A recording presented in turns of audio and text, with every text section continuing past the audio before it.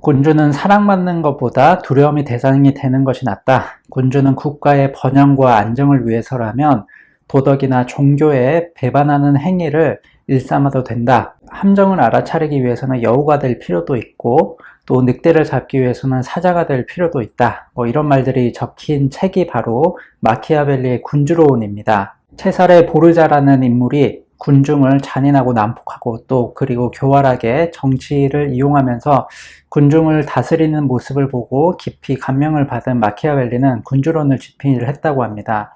덕분에 질서가 찾아왔고 평화롭고 또 복종을 잘하는 마을이 되었다고 합니다. 군주론은 더 큰 도덕을 위한 부도덕이라고 말을 합니다. 이 군주론을 잘 이해하고 또 실행했던 인물이 한 명 있었습니다. 바로 우리들의 일그러진 영웅에 나오는 엄석대라는 인물입니다. 이문열 작가님의 소설이고 또 영화로도 나와 있습니다. 서울에서 살던 병태는 아버지 직업으로 인해서 시골로 이사를 가게 되었습니다.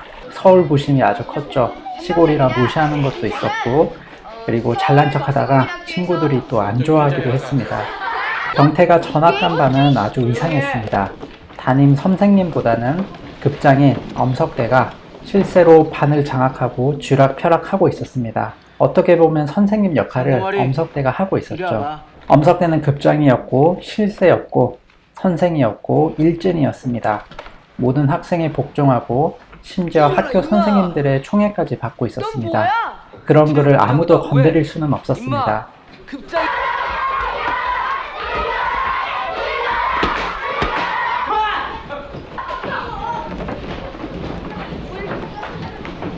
왜 그래? 얘가 먼저 때리잖아. 이게 자꾸 전체 따붙다고 생각하잖아. 그만해.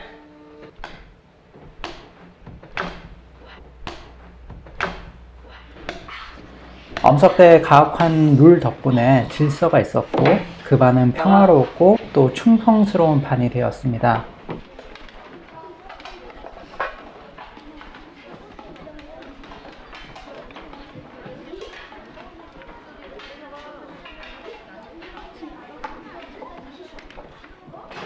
하지만 그는 다른 사람 위에 군림하고 있고 무력으로 약자들을 괴롭히고 부정행위를 일삼는 일진이었을 뿐입니다. 이런 부조리한 모습을 본 병태는 반항합니다. 야, 한병태. 왜? 급장이 부르잖아. 할 말 있으면 제가 이리와도 되잖아. 뭐? 너도 학생이고 나도 학생인데 네가 뭔데 그런 짓을 하냐 이런 거였죠.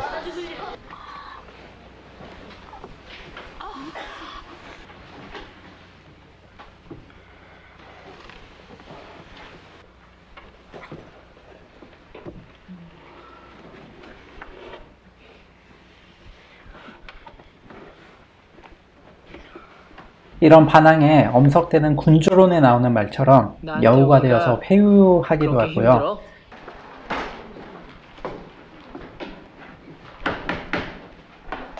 야, 상고머리. 일어나. 일어나. 왜요? 이리 나와. 너 어저께 극장에 갔었지? 이 조그만 놈이 정말? 너는 이제 퇴학이야. 저 자식. 따라와. 이 새끼야. 아, 임마. 형, 잘못했어요. 뭐야? 이 조그만 자식이 어제 극장에 갔대. 알았어. 내가 알아서 할 테니까 너희들은 가봐.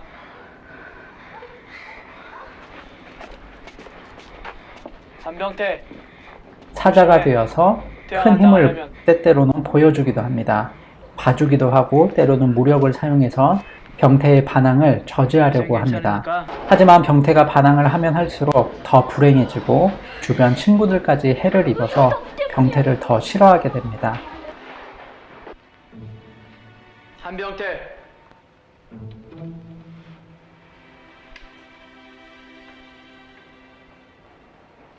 합격.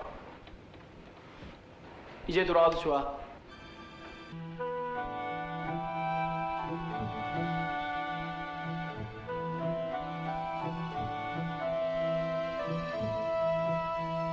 그러다가 엄석대에게 투항해버리고 마는데요. 초등학생이 이 정도 투항한 것도 대단한 것 같습니다. 짐작컨대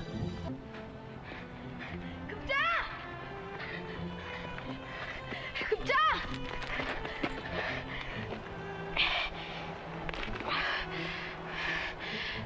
이거 가져. 결국 권력의 밑으로 자. 들어가게 됩니다. 아니야, 왕따였던 병태는 가져. 그 권력의 밑에 들어가는 것이 정말 달콤했을 겁니다.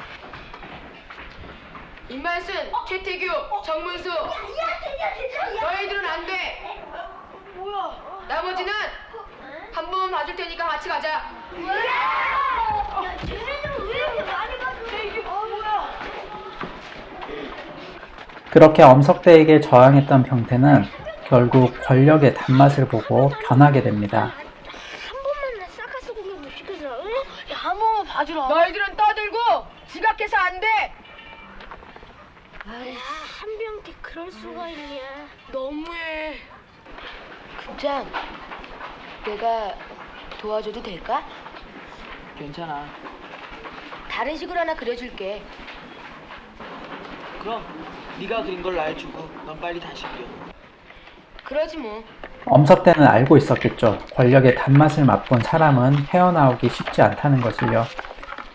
다소 공부를 못하는 건 용서할 수 있지만은 거짓말 하는 건 절대로 용서할 수가 없어. 모두 알겠지?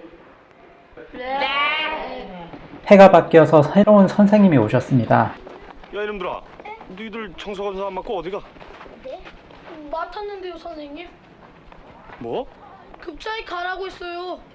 급장이? 네, 선생님. 청소검사는 언제나 급장이 하는 거예요? 뭐라고? 아니 이놈들아, 같은 아이들끼리 무슨 청소검사야? 따라 들어와. 빨리 들어와. 이리 나와. 네? 이리 나와. 선생님 왜 이러세요? 들여! 점심시간마다 과일을 갖고 오겠어요. 여자 목욕탕을 몰래 훔쳐보다가 내 손을 자기 바지 속에 넣었어요. 그리고 저 새끼 술 나쁜 새끼예요. 그 선생님은 엄석대의 존재를 눈치챘고 엄석대의 왕국을 무너뜨려 버립니다.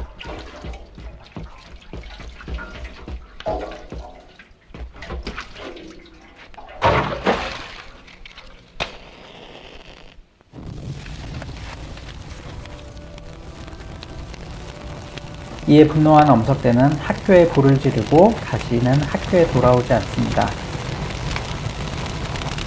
요즘 학폭 미투 사건을 보면 엄석대가 떠오릅니다. 만약 우리가 학창시절로 돌아가면 어떤 스탠스를 취하겠습니까? 대다수의 사람들처럼 권력에 굴복하고 복종하면서 조용하게 따르는 사람이 될지, 아니면 나는 저런 피해자가 아니라서 다행이다, 나만 아니면 돼 라는 마음으로 안심하면서 그냥 쥐 죽은 듯이 조용히 살아가는 사람이 될지, 혹은 나도 피해자가 될 수 있다는 마음에 가해자가 되기로 가담을 하고 비겁하게 또 그 피해자를 끈질기게 괴롭히는 사람이 될지, 아니면 그런 권력에 투항하는 사람이 될지, 어떤 사람의 모습일지 생각은 한번 해보셨나요? 사람은 추억으로 먹고 사는 동물이잖아요. 특히 우리는 학창시절의 추억들을 얘기하면서 평생을 보내면서 살게 됩니다.